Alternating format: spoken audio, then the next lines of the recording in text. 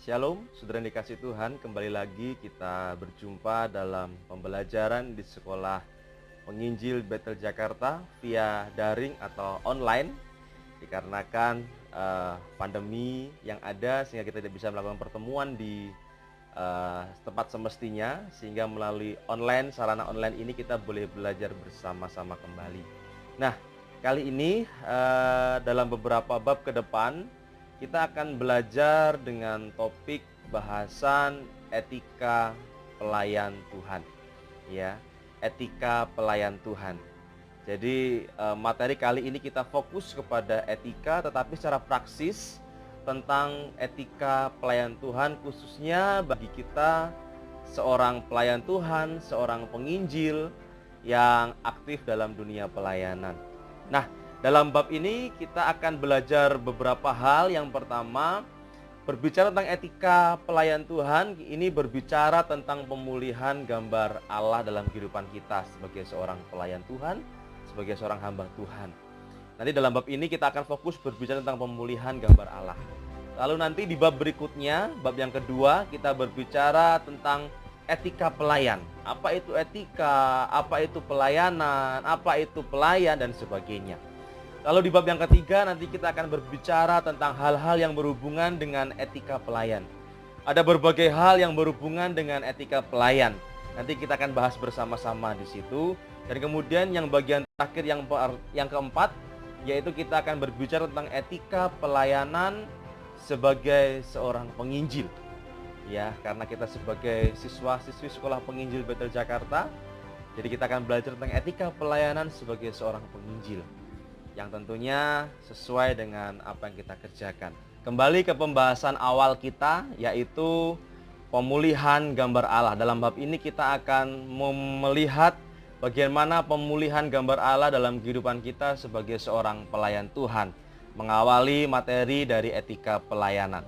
Ya, manusia di dalam bab ini kita akan melihat yang pertama adalah manusia dalam perspektif Alkitab. Kita akan meninjau manusia dalam perspektif Alkitab. Lalu kemudian yang kedua, keserupaan manusia dengan Allah dan kerusakannya akibat dosa. Dan kemudian yang ketiga, karena manusia sudah rusak akibat dosa, maka yang ketiga kita akan membahas atau belajar tentang apa itu pemulihan sendiri. Nah, Bapak Ibu yang dikasih Tuhan, yang pertama kita akan meninjau atau melihat manusia dalam perspektif Alkitab. Pandangan kita mengenai hakikat manusia tentunya harus berpijak pada apa yang sudah diinformasikan oleh Alkitab atau firman Tuhan mengenai siapa manusia itu sendiri. Khususnya kita akan meninjau di dalam Kejadian pasal yang pertama, ayat yang ke-26 sampai 27, yaitu pernyataan Allah ketika Allah menciptakan alam semesta dengan isinya, di mana manusia termasuk juga di dalamnya.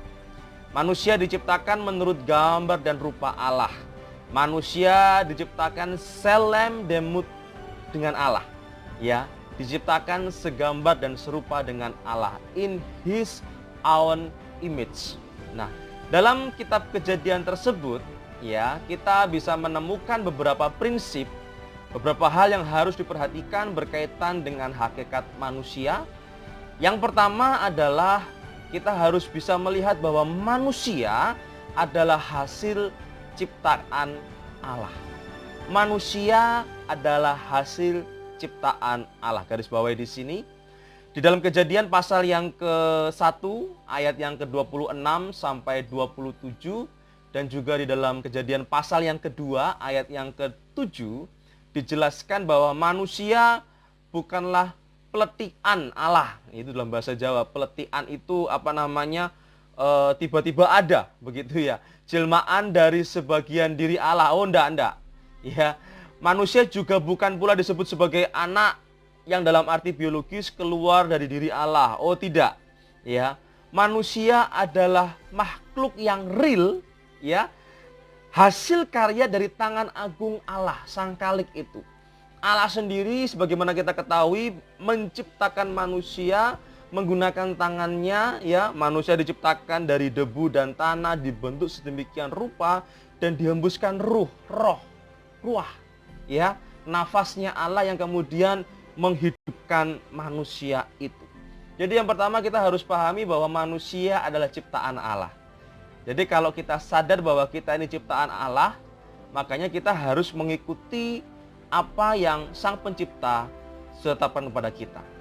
Ya, kita hidup dalam koridor yang sudah ditetapkan oleh Sang Pencipta kita. Nah, itu yang pertama. Yang kedua, manusia diciptakan dengan cara yang sangat unik. Ya, manusia diciptakan dengan cara yang sangat unik, tidak seperti ketika Allah menciptakan ciptaan yang lainnya. Ciptaan-ciptaan yang lainnya Allah hanya dengan bersabda, berbicara, berfirman. Ya, manusia diciptakan dengan tangannya Allah sendiri. Dalam Kejadian pasal yang kedua, ayat yang ke-7, Allah membentuk manusia. Allah membentuk, to curve, ya, artinya mengukir, membentuk. Di dalamnya ada unsur seni. Wah, luar biasa. Maka dibilang manusia adalah manusia makhluk yang spesial karena di dalamnya ada unsur seni nih. Allah menciptakan ya dengan tangannya Allah sendiri. Kemudian Allah menghembuskan nafas ke lubang hidung manusia sehingga manusia menjadi ciptaan yang hidup. Jadi proses penciptaan manusia adalah diciptakan dengan firman, ya. Lalu kemudian ini bahan dasarnya ya, firman Allah. Lalu kemudian dibentuk, diukir, diproses, dan kemudian dihembuskan dengan nafas Allah. Ini tidak ada dalam proses penciptaan makhluk-makhluk yang lain. Hanya manusia sedemikian rupa dari firman, lalu dibentuk dan diukir dengan tangan Allah sendiri, dan dihembuskan roh atau nafas Allah ke dalam manusia. Ini yang kedua yang harus kita pahami tentang manusia dalam perspektif Alkitab. Yang ketiga, ya, kita harus bisa melihat dalam perspektif Alkitab bahwa manusia diciptakan melalui sebuah musyawarah dan pertimbangan dalam diri Allah yang Tritunggal itu. Ya, marilah kita menciptakan gitu ya. Jadi Allah ini sungguh-sungguh menciptakan, bukan sekedar menciptakan, tetapi jelas ada tujuannya, ada maksudnya Allah menciptakan manusia itu. Manusia diciptakan, yang keempat, manusia diciptakan menurut rupa dan gambar Allah. Ya, manusia diciptakan menurut rupa dan gambar Allah, selem damutnya Allah. Ini adalah sebuah eksistensi yang sangat unik, ya, sekaligus dahsyat, ya, karena menunjukkan perbedaan yang hakiki dan prinsip antara manusia dan hasil ciptaan Allah yang lain. Ya, menunjukkan ada hubungan yang lebih antara Allah dengan manusia daripada Allah dengan ciptaan yang lain. Karena manusia diciptakan menurut rupa dan gambar Allah. Selem demutnya Allah. Dalam materi-materi yang lalu kita sudah bahas apa itu selem demut. Tentunya kita hanya mengulas atau mengingat kembali apa itu selem demut. Ya. Nah, dari keempat hal ini kita sudah bisa menemukan bahwa dalam perspektif Alkitab, manusia adalah ciptaan Allah. Bukan ciptaan yang biasa-biasa, tetapi ciptaan yang berbeda. Ya, manusia adalah sesuatu yang spesial. Diciptakan langsung dari tangan Allah. Dari firman-Nya Allah berfirman, lalu Allah menggunakan create-nya, to curve gitu ya, mengukir ya. Dalam jiwa seninya Allah menciptakan manusia, lalu kemudian Allah juga menghembuskan nafas hidup kepada manusia. Dan ini menunjukkan bahwa juga Allah punya hubungan yang berbeda dengan ciptaan-ciptaan lain dibandingkan dengan Allah dan manusia. Bahwa manusia adalah spesial di hadapan Tuhan. Nah, di sini nanti kita akan bisa temukan bahwa manusia adalah makhluk yang spesial diciptakan oleh Allah. Meskipun manusia adalah makhluk ciptaan Allah, ya, tetapi ciptaan yang sangat spesial. Ini harus kita garis bawahi. Kita sebagai manusia adalah makhluk ciptaan Allah. Ciptaan yang sangat spesial di hadapan Allah. Dan tentunya ciptaan yang sangat spesial punya tugas yang spesial pula. Ya, ini bagian yang pertama dari pemulihan gambar Allah dalam diri manusia, yaitu tentang manusia dalam perspektif Alkitab. Masuk pada bagian yang kedua, kita akan membahas tentang keserupaan manusia dengan Allah dan kerusakannya atau kerusakan manusia akibat dosa. Bapak Ibu yang dikasih Tuhan, pada penjelasan di atas tadi, sebelumnya tadi, kita sudah menguraikan bahwa manusia diciptakan menurut gambar dan rupa Allah. Namun, yang menjadi pertanyaannya adalah serupa dan segambar dalam hal apakah maksud dari kata serupa dan segambar dengan Allah ini. Berikut saya akan mencoba menjelaskan buat Bapak Ibu Saudara sekalian. Yang pertama yang dimaksud dengan segambar dan serupa dengan Allah, yaitu manusia diciptakan lebih mulia dari segala apa yang Allah telah ciptakan. Manusia diciptakan lebih mulia dari segala apa yang telah Allah ciptakan. Manusia adalah citra dari Allah, dari segala ciptaan Allah. Manusia di dalam dirinya dilengkapi dengan elemen-elemen yang tidak ada dalam makhluk yang lain. Tadi sudah saya jelaskan bahwa makhluk-makhluk yang lain diciptakan dari firman Allah. Sedangkan manusia dibentuk dengan tangan Allah dan dihembuskan nafas Allah. Ini berbeda, tidak ditemukan pada ciptaan-ciptaan yang lain. Ya, yang mana elemen-elemen ini juga ada dalam diri Allah yang tentu saja skalanya lebih besar dan sempurna daripada manusia. Ya, setelah jatuh ke dalam dosa, manusia kehilangan kemuliaan Allah. Di dalam Roma pasal yang ketiga ayat yang ke-23 dijelaskan bahwa manusia kehilangan kemuliaan Allah ketika manusia jatuh ke dalam dosa. Dosa mengakibatkan manusia kehilangan kemuliaan Allah. Itu yang pertama. Yang kedua, kita bisa menemukan bahwa manusia memiliki kecerdasan atau rasio atau intelektual yang hal ini tidak dimiliki oleh ciptaan-ciptaan yang lain. Ini yang salah satu hal yang dimaksud dengan segambar dan serupa dengan Allah. Ya, hal ini memampukan manusia memiliki rasionalitas, ya, sanggup berpikir, sanggup berlogika, menganalisa dan sebagainya. Ya, ciptaan yang lain tidak mampu menganalisa, tidak mampu berlogika. Karena hanya manusia yang memiliki kemampuan intelektual ini. Oleh karena eksistensi inilah yang dimiliki oleh manusia, maka para penganut teori evolusi dan komunisme mengatakan bahwa manusia adalah binatang menyusui yang cerdas karena mereka hanya memandang dari satu sisi saja. Ya, tentunya saya tidak setuju dengan teori evolusi. Demikian Bapak Ibu juga saudara sekalian, tidak mungkin toh setuju. Siapa yang mau dibilang bahwa dirinya berasal dari monyet? Saya juga nggak mau. Ya, tentunya saya sebagai manusia, Bapak Ibu Saudara sebagai manusia, kita sebagai manusia merupakan ciptaan Allah yang berbeda dengan ciptaan yang lain. Berbeda dengan binatang tentunya, berbeda dengan makhluk hidup yang lain. Karena manusia ketika diciptakan sudah diberikan oleh Allah rasio, ya, logika, kemampuan berpikir. Nah, dan setelah kejatuhan manusia, maka pola pikir manusia menjadi rusak. Jadi ketika Allah menciptakan manusia, tentunya Allah memberikan pola pikir yang baik, yang sempurna, pola pikir yang seperti Allah miliki. Tetapi kejatuhan manusia ini membuat pola pikir manusia juga menjadi rusak.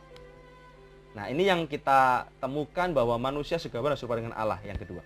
Nah, yang ketiga, dikatakan manusia segambar dan serupa dengan Allah karena manusia memiliki perasaan dan juga emosi. Ya, manusia punya perasaan, manusia punya emosi. Hal inilah yang membuat manusia dapat memiliki rasa sayang, rasa benci, cemburu, cinta, marah dan sebagainya. Makhluk yang lain tidak punya emosi seperti apa yang manusia miliki tentunya. Nah, ini yang membuat manusia berbeda dengan makhluk yang lain. Nah, yang keempat, manusia dikatakan segambar dan serupa dengan Allah karena manusia memiliki kehendak bebas. Free will, kehendak bebas, ya, yang memampukan untuk bersekutu dengan Allah. Ya, manusia punya kehendak yang memampukan untuk bersekutu dengan Allah, melayani dan juga mengabdi kepada Allah. Kehendak manusia ini adalah kehendak bebas. Ya, dikatakan free will, maksudnya manusia dengan kehendak Tuhan, ya, jadi Tuhan memberikan manusia kehendak yang dimana manusia bisa memilih untuk mematuhi atau memberontak kepada Allah. Maka disebut sebagai kehendak bebas. Manusia diberikan pilihan. Kejadian pasal yang ketiga, yang mengisahkan bagaimana manusia jatuh ke dalam dosa, ini memberi bukti jelas bahwa manusia adalah makhluk yang bebas. Tuhan memberikan manusia kehendak. Tentunya harusnya manusia ngikutin kehendaknya Allah. Tetapi dalam hal ini manusia sudah gagal, dia lebih cenderung mengikuti kehendaknya diri sendiri sehingga jatuh ke dalam dosa. Dan kemudian itulah yang menyebabkan manusia menjadi pemberontak karena kehendak bebasnya. Dia tidak bisa menyelaraskan kehendak bebasnya dengan kehendak Allah. Nah, ini salah satu hal yang dimiliki oleh manusia, yaitu kehendak bebas.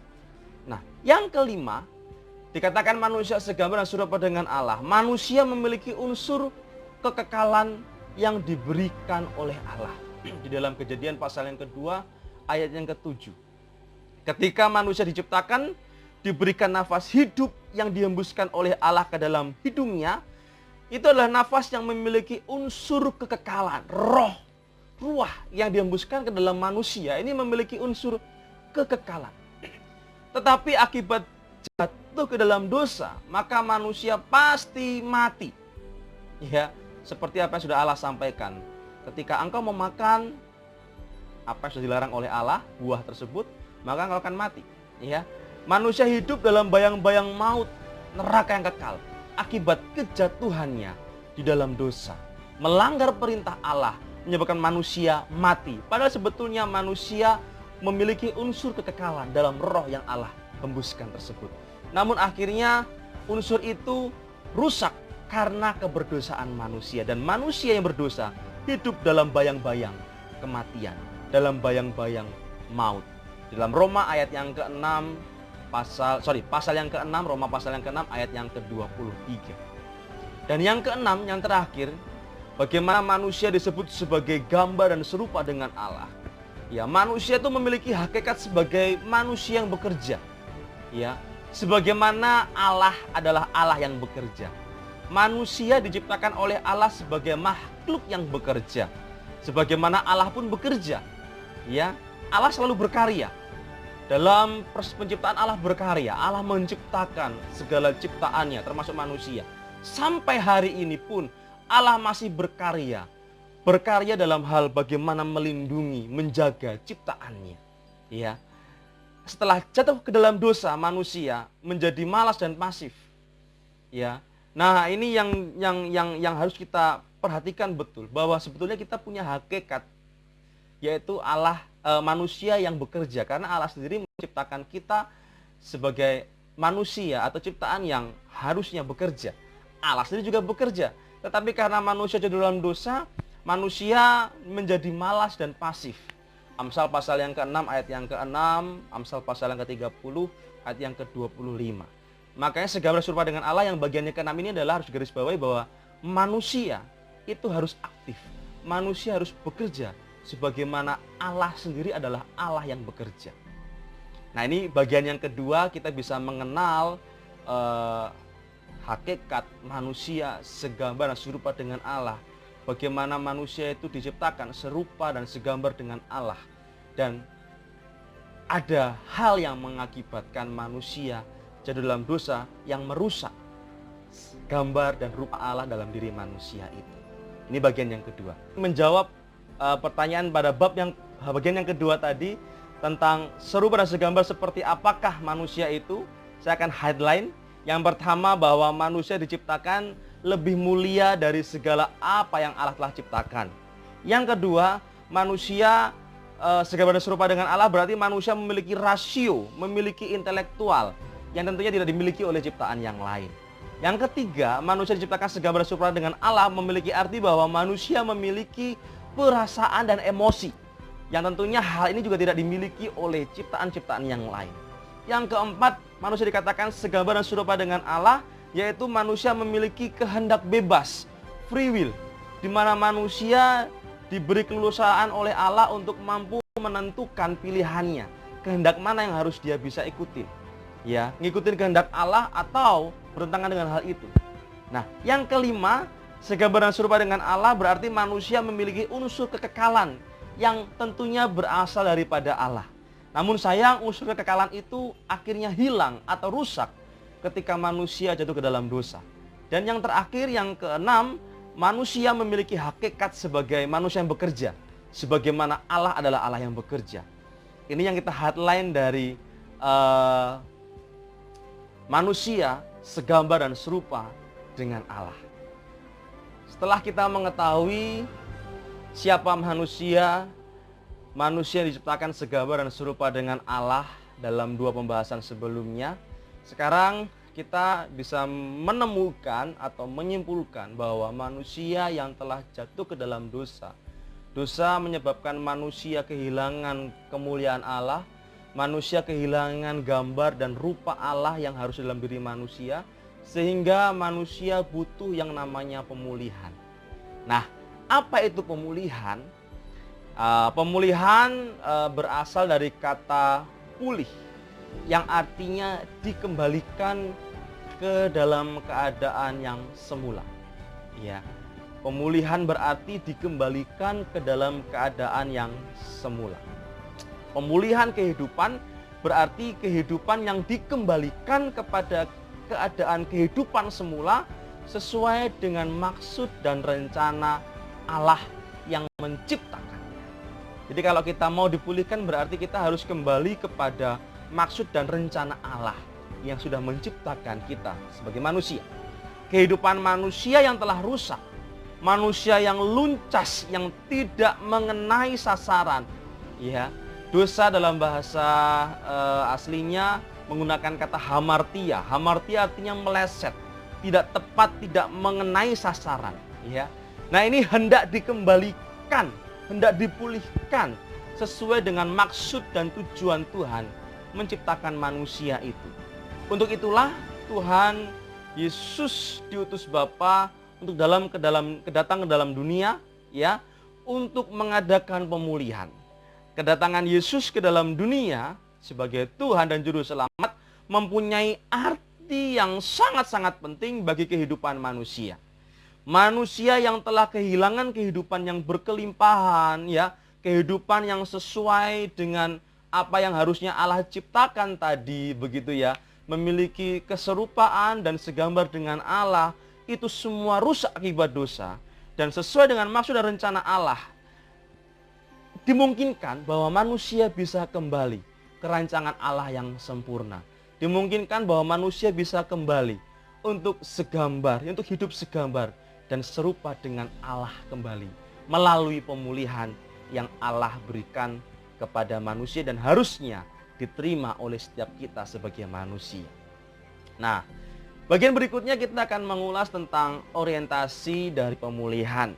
Ya, Allah mengutus Tuhan Yesus, ya, anaknya yang tunggal, atau Allah sendiri yang menjelma menjadi manusia, datang ke dalam dunia yang oleh karyanya di atas kayu salib nanti manusia akan dipulihkan, manusia akan diselamatkan.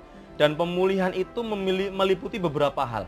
Jadi pemulihan itu meliputi beberapa hal. Minimal ada 3 hal yang akan saya sampaikan kepada Bapak Ibu. Apa itu pemulihan? Yang pertama, pemulihan meliputi pembaharuan untuk serupa dengan Allah. Dipulihkan berarti dibaharui, yaitu untuk hidup segambar dan serupa dengan Allah. Di dalam Roma pasal yang ke-8 ayat yang ke-29, nanti boleh Bapak Ibu baca, ya. Melalui kelahiran baru di mana dilahirkan dari atas oleh Roh Kudus, ya. Manusia diciptakan ulang, ya. New create, ya. Manusia diperbaharui karakternya, ya. Sehingga kepribadian yang telah rusak itu dipulihkan kembali. Karakter manusia sudah rusak, dipulihkan kembali.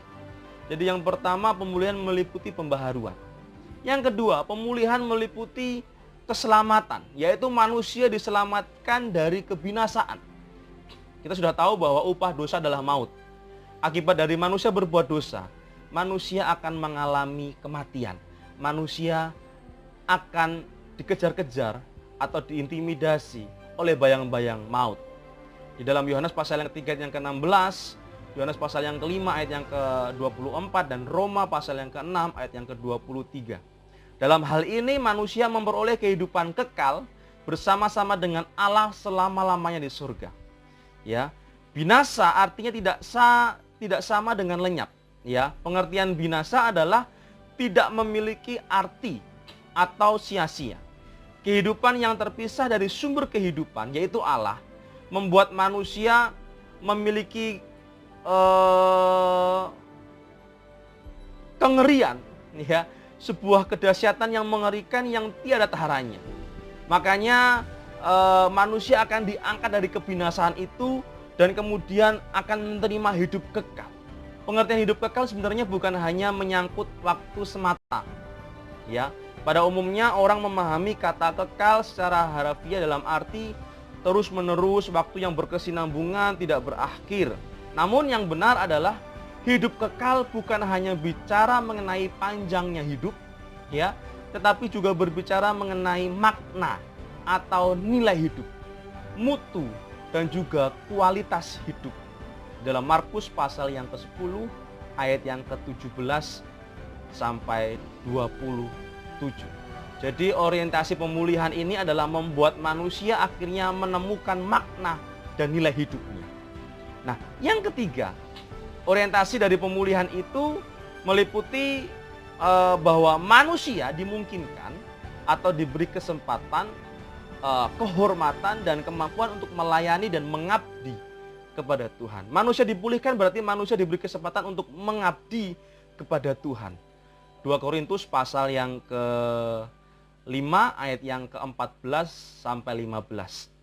Itulah sebabnya seorang yang sudah dijamah oleh kasih karunia Kristus dan kembali menemukan maksud dan tujuan dirinya diciptakan oleh Allah, dapat berkata seperti Paulus bahwa bagiku hidup adalah Kristus dan mati adalah keuntungan. Karena dia sadar bahwa hidupnya adalah sebuah kehormatan ketika sudah dipulihkan, yaitu untuk bisa mengabdi kepada Allah.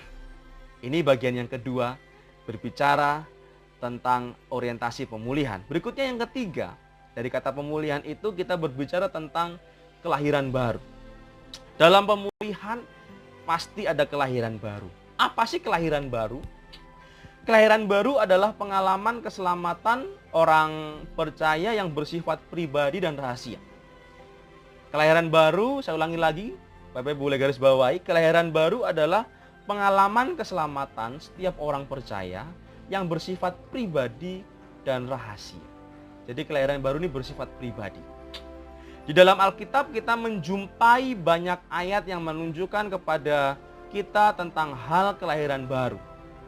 Misalnya di dalam Yohanes pasal yang pertama ayat yang ke-13. Kelahiran baru artinya dilahirkan oleh Allah. Ya. Lalu di dalam Yohanes pasal yang kelima ayat yang ke-24 atau 1 Yohanes pasal yang ketiga ayat ke-14 dikatakan juga bahwa kelahiran baru artinya keluar dari dalam maut masuk ke dalam hidup yang kekal. Lalu kemudian di dalam 2 Korintus pasal yang kelima ayat yang ke-17, ini ayat yang sangat luar biasa yang sangat familiar buat kita, ya. Yang disebut dengan kelahiran baru artinya menjadi ciptaan baru. Jadi siapa yang ada di dalam Kristus dia adalah ciptaan baru. Yang lama sudah berlalu, sesungguhnya yang baru sudah datang. Ya. Di dalam Efesus pasal yang ke-4 ayat yang ke-24 dan Kolose pasal yang ketiga ke-10 juga menjelaskan bahwa kelahiran baru berarti mengenakan manusia baru. Ya. Efesus pasal yang kedua ayat yang kelima, Kolose 2:13 juga menyatakan bahwa kelahiran baru itu artinya hidup kembali. Dan hampir sebagian besar 2/3 dari kitab Injil dari kitab Perjanjian Baru, ya, itu menyampaikan tentang kelahiran baru. Topik utama dari apa yang disajikan atau disampaikan oleh Rasul Paulus adalah tentang kelahiran baru, manusia baru, hidup baru. Ini semua memiliki suatu arti yang hampir sama, Bapak Ibu dikasih Tuhan. Nah, kata kelahiran baru dalam teks aslinya menurut Alkitab, ya, yang pertama adalah kata genete anoton. Dalam bahasa Yunani, artinya lahir dari atas. Tentunya bukan secara harafiah ini, ya. Untuk menjadi warga negara dunia, ya, seseorang perlu dilahirkan dari rahim seorang ibu agar menjadi penduduk dunia, ya. Tetapi untuk menjadi warga kerajaan surga, seseorang harus dilahirkan kembali dari atas. dari sorga, dilahirkan kembali dari roh, ya.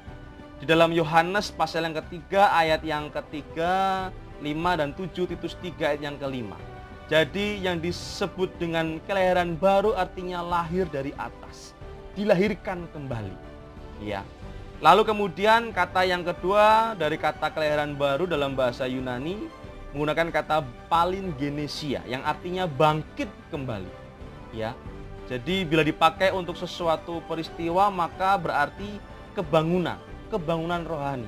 Jadi lahir baru itu hanya mampu diterima oleh orang-orang yang hidupnya sudah mengalami perubahan, dilahirkan di dalam Kristus, dilahirkan melalui Roh Kudus, lahir dari atas dan mengalami kebangkitan atau kebangunan rohani. Ini yang dimaksud dengan lahir baru. Nah, berikutnya dalam kelahiran baru, ya, itu pasti menunjukkan sebuah pemulihan, yaitu pemulihan karakter. Pemulihan Allah atas manusia adalah pemulihan dalam seluruh kehidupan. Secara holistik Allah memulihkan manusia. Seluruhnya kehidupan manusia dipulihkan oleh Allah. Manifestasi dari pemulihan yang sedang berlangsung ini nampak jelas dalam pemulihan karakter. Jadi kita bisa melihat orang yang dipulihkan, orang yang mengalami pemulihan, itu indikatornya, indikasinya, kita bisa lihat dari karakter yang sudah dipulihkan. Ya, dari karakter manusia. Pemulihan karakter ini adalah panggilan yang dapat kita temukan di banyak bagian dalam Alkitab, khususnya kitab Perjanjian Baru. Tuhan Yesus mengucapkan panggilan tersebut dengan tegas di dalam Matius pasal yang kelima, ayat yang ke-48, bahwa kita harus sempurna sama seperti Bapa di surga. Ya, ada ayat-ayat lain dalam Alkitab yang menunjukkan juga bahwa kita dipanggil, dituntut dan diperintahkan untuk sempurna seperti yang tertulis dan tersirat dalam Yakobus pasal yang pertama ayat yang keempat, Yakobus 2 Korintus 10 ayat yang ke-6, Matius 19:21, Kolose 1 dan ayat yang ke-28. Ini menjelaskan tentang bagaimana kita dipanggil untuk sempurna seperti Kristus. Kata sempurna yang dimaksud dalam kalimat-kalimat di atas adalah bahwa kita dipanggil untuk hidup secara luar biasa dalam tingkah laku. Ngomong-ngomong tentang tingkah laku berarti ya bersumber dari karakter, ya. Dalam Matius pasal yang kelima ayat 20, Tuhan Yesus memperingatkan jika hidup keagamaanmu tidak lebih benar daripada hidup keagamaan ahli-ahli Taurat dan orang-orang Farisi, ya. Kata hidup keagamaan dalam bahasa aslinya di sini menggunakan kata dikaiosune yang berarti kebenaran, ya. Jika kebenaranmu nggak lebih benar daripada orang-orang di luar sana, ya, ahli-ahli Taurat dan orang-orang Farisi tentunya dalam teks ini, ya, berarti kebenaran yang berkaitan dengan tingkah laku, pola pikir baik yang nampak di luar maupun yang tidak nampak, yaitu sikap hati dan juga sikap batin kita. Nah, kita juga dipanggil untuk hidup secara luar biasa dalam kelakuan yang memiliki standar Allah sendiri. Ya, jadi standar kebenaran kita, standar dia dikaiosune kita itu ngikuti standarnya Allah, nggak ngikuti standarnya manusia, ya. Yaitu kita mewujudkan pola tingkah laku kerajaan surga selama kita hidup di dalam dunia ini, yaitu sama seperti Tuhan Yesus hidup ketika ia hidup di dalam dunia ini. Nah, setelah kita mengenal tentang apa itu pemulihan, ya, nah kita akan mencoba melihat bagaimana proses pemulihan itu sendiri, ya. Bagaimana memasuki kehidupan yang luar biasa ini, yaitu pemulihan, kehidupan yang sempurna seperti Tuhan Yesus. Pemulihan diawali dengan kelahiran baru. Orang yang dipulihkan harus lahir baru, ya. Orang yang dipulihkan harus lahir baru. Jadi kelahiran baru merupakan awal dari pemulihan. Berikutnya, setelah lahir baru, ya, orang yang dipulihkan harus mengenakan Tuhan Yesus sebagai perlengkapan senjata terang. Yaitu kita harus meneladani Tuhan Yesus. Untuk meneladani Tuhan Yesus, kita harus memiliki keintiman dengannya. Ya, untuk bisa hidup seperti Yesus hidup, tentunya kita harus membangun keintiman dengan Tuhan. Sehingga keintiman ini harus dibangun dari hari lepas hari, waktu lepas waktu, ya. Sehingga kita menjadi satu roh dengan Tuhan, ya, seroh dengannya. Dengan demikian seluruh tingkah laku kita adalah manifestasi dari karya atau pekerjaan Allah. Apa yang kita kerjakan sesuai dengan kehendak Allah, ya. Apa yang kita kerjakan sesuai dengan apa yang Yesus inginkan dalam kehidupan kita, ya, dan mengendalikan kita sepenuhnya. Nah, orang yang dipulihkan hidupnya dikendalikan oleh Allah.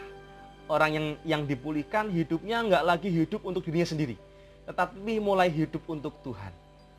Dia meninggalkan keegoan, dia meninggalkan keakuannya, ya. Dia mulai sadar bahwa dia harus hidup untuk Tuhan. Hidup sebagai manusia yang lahir baru, mengikuti kehendak Tuhan, ngikutin apa mau Tuhan. Dia lepaskan kepentingan dagingnya sendiri. Nah, berikutnya setelah dia awal dari lahir baru, lalu kemudian mulai meneladani Tuhan, ngikutin apa yang Tuhan mau, ya. Kita yang dipulihkan dituntut untuk jangan memuaskan keinginan tubuh, ya. Jangan memuaskan keinginan daging kita, ya. Pengertian dari kalimat ini adalah bahwa setiap orang yang sudah dan terus dipulihkan jangan lagi memberi perhatian atau fokus kepada kodrat dosa dalam tubuh kita untuk memuaskan keinginannya, ya. Manusia sudah dikuasai oleh dosa. Oleh sebab itu kita tidak boleh ngikutin keinginan kita yang sudah dikuasai oleh kodrat dosa ini. Kita harus mampu untuk menyangkal diri dan berkata tidak terhadap kodrat dosa. Aku tidak mau mengikuti keinginan dagingku. Aku tidak mau dikuasai oleh kodrat dosaku atau tubuh kita. Sehingga kita harus mengikuti apa yang Tuhan mau. Tidak boleh memuaskan kepentingan diri sendiri. Kalau ada di antara kita sebagai seorang pelayan Tuhan masih punya keinginan, kepentingan diri sendiri, patut diwaspadai bahwa kita masih terjebak untuk mengikuti kodrat dosa. Kita harus melepaskan itu. Tidak boleh memuaskan diri sendiri. Pergumulan untuk menyangkal dan menyalipkan keinginan daging memang merupakan sebuah proses yang tidak mudah, ya. Tetapi Tuhan memberikan kepada kita potensi yang luar biasa untuk menjadi sempurna dengan cara memberi diri dipimpin oleh Roh Kudus setiap saat. Dalam Galatia pasal yang kelima ayat 24 sampai 25. Ya, kita harus mampu meminta dan kemudian memberi diri kita untuk dipimpin oleh Roh Kudus setiap saat. Jangan lengah, jangan biarkan keinginan daging kita berkuasa dan menguasai kita sehingga kita tidak mengikuti apa yang Tuhan mau. Pemulihan ini harus dimengerti bukan merupakan momentum sesaat yang berhenti pada satu titik. Jadi pemulihan bukan hanya sekali, ya, tetapi harus continue, harus kita lakukan terus menerus, ya. Pemulihan harus diterima sebagai sebuah proses yang sangat panjang, yang berkesinambungan sampai seorang menutup mata atau sampai kita kembali kepada Sang Bapa, ya. Untuk itu seorang anak Tuhan harus menyediakan diri guna digarap oleh Allah, ya, untuk terus-menerus mengalami pemulihan. Pemulihan ini akan membentuk roh yang kuat.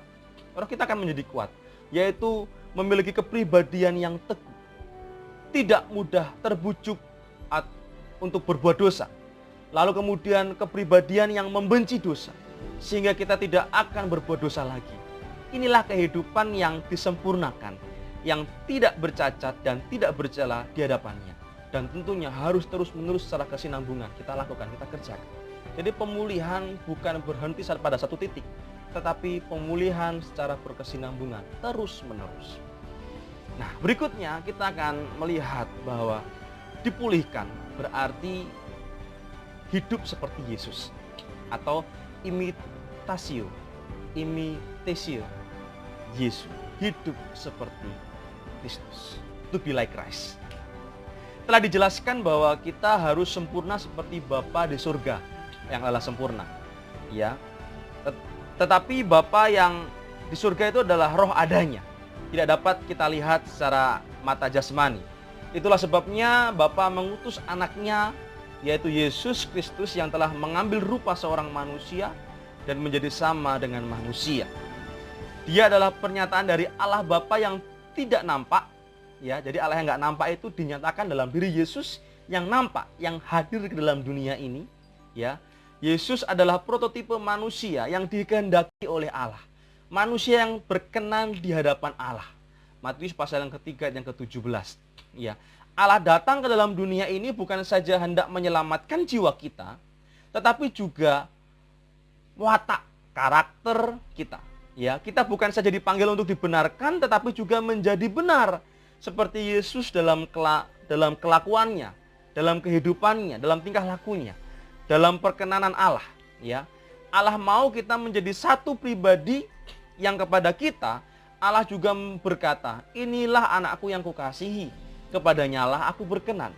Karena kita telah menjadi pribadi-pribadi seperti Kristus, makanya kita harus meneladani Kristus.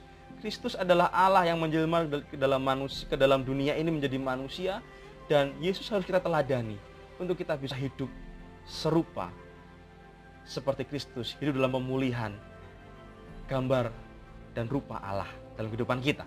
Menjadi seperti Kristus adalah menjadi sama dalam kepribadiannya. Kita meneladani dirinya. Kepribadian inilah yang menjadi dasar seluruh tingkah laku seseorang.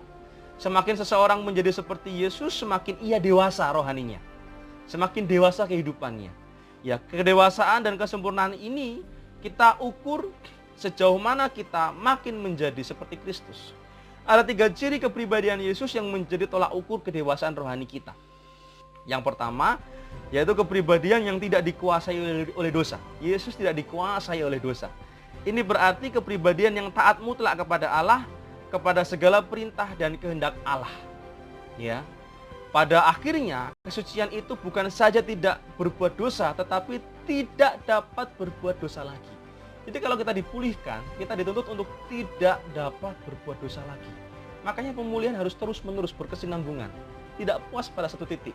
Ya, kita harus terus-menerus menjaga kehidupan yang dipulihkan itu.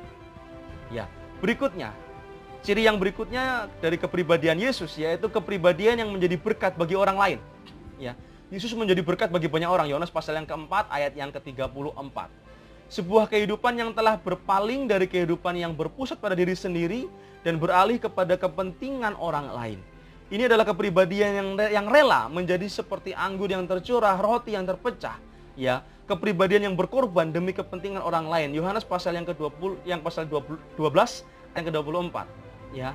Yesus itu menunjukkan teladan sebagai pribadi yang menjadi berkat bagi banyak orang. Kalau hidup kita dipulihkan oleh Tuhan, harusnya hidup kita bisa menjadi berkat bagi banyak orang. Ya, hidup kita harus menjadi berkat bagi banyak orang. Yang ketiga, apa yang diteladankan yaitu pribadi yang peka terhadap kehendak Allah. Yesus sangat peka dengan kehendak Allah. Dalam ayat tersebut, kata di dalam Roma pasal yang ke-12 ayat yang kedua, ya, dan juga Matius pasal yang ke-58, ya. Kita melihat dalam teks aslinya menggunakan kata hurau, ya, yang artinya melihat dengan hati, ya. Ini adalah sebuah pribadi yang peka dengan suara Tuhan. Dapat membedakan antara suara dunia atau suara iblis, suara dosa, begitu, diri sendiri atau suara Tuhan. Ini adalah kehidupan yang harus menerus dipimpin oleh Roh Kudus. Makanya untuk kita bisa peka dengan suara Tuhan, kita harus dipimpin oleh Roh Kudus. Nah, sampai pada taraf menjadi seperti Yesus, barulah kita efektif menjadi garam dan terang dunia. Menjadi garam dan terang dunia artinya kebenaran kita mempengaruhi dunia sekitar kita, mempengaruhi orang-orang sekitar kita. Kebenaran yang diperagakan dalam kelakuan inilah yang mempengaruhi orang lain dan menggiringnya kepada Tuhan Yesus. Sebagai seorang pelayan Tuhan, kita harus hidup dalam kebenaran firman Tuhan. Dan kebenaran ini mampu menggiring orang lain melihat kehidupan kita dan membawa mereka datang kepada Tuhan Yesus Kristus. Pemulihan atas kepribadian manusia adalah pemulihan yang berdampak ke dalam seluruh kehidupan. Ya, pemulihan atas kehidupan karakter seseorang adalah juga pemulihan atas hidup rumah tangganya. Jadi seorang pelayan Tuhan yang baik, rumah tangganya juga harus baik. Ya, usahanya, pekerjaannya juga harus bekerja dengan baik. Ya. Dan juga pelayanannya serta seluruh aspek kehidupannya. Seorang yang kepribadiannya telah diperbarui oleh Tuhan adalah seorang yang dapat dipercayai oleh Allah. Ingat, dipercayai oleh Allah. Seorang yang kepribadiannya telah mengalami kepemulihan atau diperbaharui oleh Tuhan, ya, adalah orang yang telah mampu dipercayai oleh Allah. Kalau kita dipercayai oleh Allah, maka Allah akan mempercayakan kepada kita segala berkat, baik jasmani maupun rohani, sehingga kita bisa lebih efektif untuk mempergunakan hal-hal tersebut. Hal-hal yang Tuhan Allah telah percayakan kepada kita untuk kita bisa gunakan dalam melayani seluruh pekerjaan Tuhan. Makanya diperlukan seorang pelayan Tuhan harus mengalami pemulihan, harus diperbaharui. Dan pembaharuan itu tidak pada satu titik, tetapi harus terus-menerus berkesinambungan. Sehingga ketika dia diperbaharui hidupnya, dia mampu dipercayai oleh Allah. Allah mempercayakan berbagai banyak hal, karunia, kemampuan untuk bisa dipergunakan melayani pekerjaan Tuhan, melayani Tuhan, dan menjangkau banyak jiwa untuk kemuliaan bagi nama Tuhan. Kiranya materi yang pertama ini tentang pemulihan gambar Allah dalam diri manusia mampu membuat kita belajar memahami status kita sebagai seorang hamba Tuhan, sebagai seorang pelayan Tuhan, sebagai seorang penginjil. Kita harus yang pertama mengalami pemulihan. Ya, kita sadar bahwa kita ini adalah manusia yang berdosa. Oleh sebab itu kita harus memohon kepada Tuhan untuk kita mampu dipulihkan. Kita harus membuka diri kita dipulihkan oleh Tuhan. Dan kemudian hidup yang dipulihkan ini akan menjadi sesuatu hal yang luar biasa karena dipercaya oleh Allah. Dan kepercayaan-kepercayaan yang Allah berikan kepada kita mampu membuat kita lebih giat lagi menjangkau banyak jiwa bagi Tuhan. Dan selain itu orang yang dipulihkan, ya, orang yang diperbaharui hidupnya akan menjadi kesaksian bagi banyak orang. Dan melalui hidupnya, banyak orang akan mengenal Tuhan, datang kepada Tuhan, dan mengaku Tuhan sebagai juru selamatnya. Demikian materi ini saya boleh sampaikan, Bapak Ibu boleh pelajari, dan nanti pada pertemuan melalui meeting Zoom kita akan sama-sama diskusikan. Tuhan Yesus memberkati, Salam, Tuhan menyertai setiap